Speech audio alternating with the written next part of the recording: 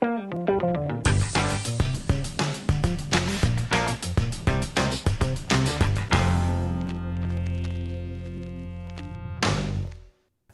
let's open it up now to some questions coming in from the internet. Mark 1 asks, what space does 444 take up per hour? Mark, thanks again for watching the show and for your insightful questions. What space does 444 take up per hour? Well, it's not so much about the color space. It's more about the encoding codec that you're going to use. So specifically gigs, please. Sure, gigs. So the question is, what is the cineform codec going to take up per hour in gigs? This is a great question. I don't have the answer off the top of my head. However, it brings us to our next segment.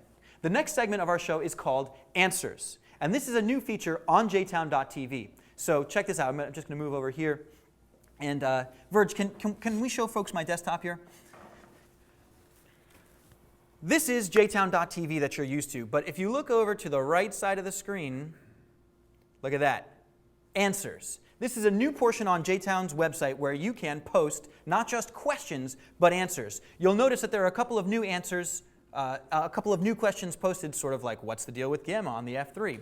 This is a place where those that are seeking or offering technical support can put in new questions, answer old questions, and more importantly than that, rate the questions and the answers that have already been placed. So, for instance, Mike Mimo, audio engineer on the show, has asked, what's so good about S-log gamma? I was kind enough to answer him. Here's a couple answers, and here are a couple of links that shore it up. If you like that answer, go ahead and vote it up there. You see that? We can click on up. If you didn't like it, go ahead and vote it down. So, Mark, sorry I don't have the gigabytes per hour answer for you right now.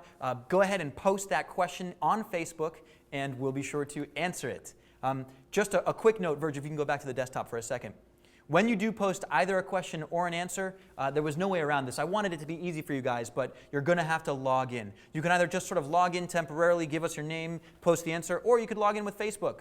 Let everybody know that you're watching jtown.tv. All right? Totally awesome. Before we do leave the answers section, I want to give you guys the inspiration for the question and answers session. A close friend of mine, two close friends of mine actually had the exact same question. Gustavo Acosta and Kevin Lane from 40 Lane Entertainment have been shooting a lot with the HDX 900, and rather than just recording the tape, they're recording the tape and simultaneously recording to a nano flash. All right? And they said, I'm recording 2398 native on the HDX 900 to tape, but I know that the HDSDI output is 60i. They're doing some kind of pull down. How do I tell the nano flash that I want to record native 2398? And I didn't know the answer.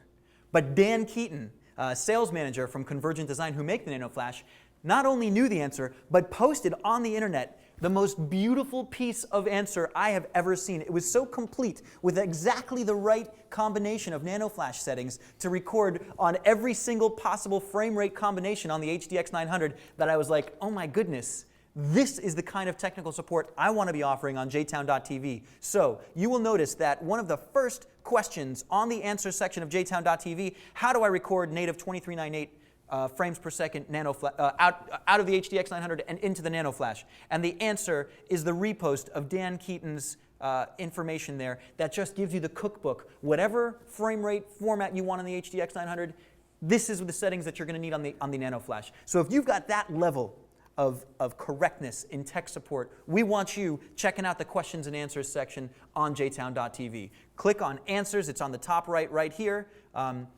Ask your questions, answer other people's questions, vote.